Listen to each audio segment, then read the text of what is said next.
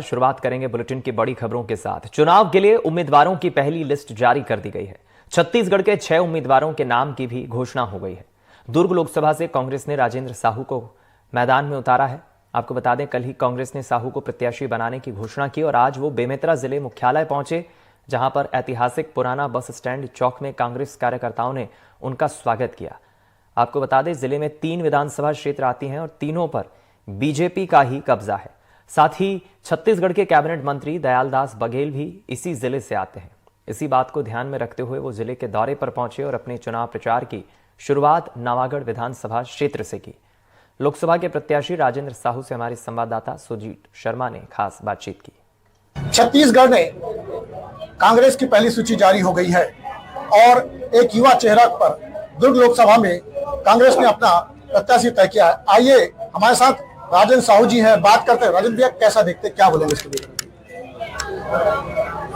Party ने एक नए चेहरे पे, एक युवा चेहरे पे विश्वास किया। आपने कहा, निश्चित तौर पे एक छोटा सा कार्यकर्ता लोकसभा चुनाव में उतरे, ये पार्टी ने भरपूर विश्वास किया है। इसका ही परिणाम है। कार्यकर्ताओं का और मतदाताओं का भरपूर आशीर्वाद है और आगे हम विजय श्री हासिल करेंगे। भाजपा की सबसे ज्यादा विधायक है यहाँ, 2-3 सीट अगर बात करें तो फिर कैसे होगा? जिस क्षेत्र में आप दौरा किए हैं, कल ही आप डिक्लेयर हुए और आज दौरे पे निकल गए हैं, यहाँ तीनों सीटों कद्दावर मंत्री भी यहाँ से, कैसा देखते हैं इसको लेकर? कद्दावर कोई नहीं होता, सबसे मजबूत और कद्दावर होता है मतदाता। मतदाता ही मजबूत है, मतदाता ही चुनता है और मतदाता के आगे सब कमजोर है। तो मैं यही कहना चाहूंगा, मतदाता जिसको मतदान करेगी वही जीत कर आएगा। और रही बात विगत चुनाव की, उसमें भारतीय जनता पार्टी ने किस तरीके से झूठ और फरेब का काम किया है। चाहे 2014 में लोकसभा चुनाव के पहले विदेशों से काला धन ला के सभी खातों पे 15 लाख की बात की है, हर साल 2 करोड़ रोजगार देने की बात की है, महंगाई दूर करने की बात की है, फिर आपका किसानों को उसके सही मूल्य देने की बात की है। मगर आज दिनांक तक न किसी के खाते में 1 रुपया आया है, न किसी को रोजगार मिला है, न ही महिलाओं को सुरक्षा मिली है, न ही किसानों को उसके फसलों का सही दाम देश के अंदर मिल रहा है। छत्तीसगढ़ की बात करें, पिछले चुनाव में तो ये वादा किए थे कि 18 लाख आवास देंगे।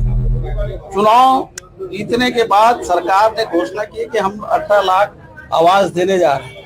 आज 3 महीना होने जा रहा है, एक भी आवासहीन को इन्होंने 3 महीने के अंदर एक भी आवास नहीं दिया है। गोबर खरीदी बंद कर दी। बेरोजगारों को रोजगार देंगे बोले थे, रोजगार देना तो दूर, बेरोजगारी भत्ता भी देना इन्होंने बंद कर दिया है। 500 रुपये में सिलेंडर देने की बात किए थे बहनों को, भाइयों को, लेकिन आज दिनांक तक एक भी व्यक्ति को 500 रुपये में सिलेंडर नहीं दिए। छत्तीसगढ़ की राजनीति किसान और धान पर टिक गई है, बाकी और कहीं नहीं हो पा रहा है। इसको लेकर क्या बोलेंगे, किसी भी सरकार की बात करें? मेरा यह मानना है कि अब जो आगे की राजनीति है, आगे की जो बातें होगी, योजना होगी, वो रोजगार आधारित होनी चाहिए। और माननीय भूपेश बघेल जी के सरकार ने जो धान वाली बात आप कह रहे हैं, पहले गांव की ओर जोड़ने का काम किया, किसानों को उसके फसलों का सही दाम देकर 2500 रुपया, बाद में 2640 रुपया, 2 रुपये किलो गोबर खरीद के उसको खाद बनाकर महिलाओं को रोजगार देने का काम किया। फिर आपका जो फल और सब्जी की खेती होती है, गन्ना की खेती, उसको भी प्रोत्साहन राशि राजीव गांधी किसान न्याय योजना के तहत 10,000 रुपये प्रति एकड़ देकर रोजगार को ही बढ़ाने का काम किया। लोग खेती की ओर जुड़ने लग गए। आज स्थिति यह है कि लोग बेरोजगार हो रहे हैं। जो फल की खेती करते हैं, जो सब्जी की खेती करते हैं, उनको जो राजीव गांधी किसान न्याय योजना के तहत पैसा मिलता था, अभी बंद क्यों है? उनको क्यों नहीं दिया जा रहा है? तो 7,000 रुपया भूमिहीन श्रमिक को दिया जा रहा था, उनको भी नहीं दे रहे। कांग्रेस पार्टी ने ही रोजगार गारंटी योजना निकाला है, मनरेगा। तो कांग्रेस पार्टी रोजगार पे आधारित और महिलाओं को मजबूत करने पर, किसानों को मजबूत करने पर कितनी सीट अगर आप देखते हैं जीतेंगे? हम अधिकांश सीट जीतेंगे। तो ये थे राजेंद्र साहू जी, जिन्होंने लोकसभा से पहली बार दौरे पर निकले हैं। उनका कहना है कि अधिकांश सीट जीतेंगे। सुजीत शर्मा, एनडीटीवी, बेमित्रा।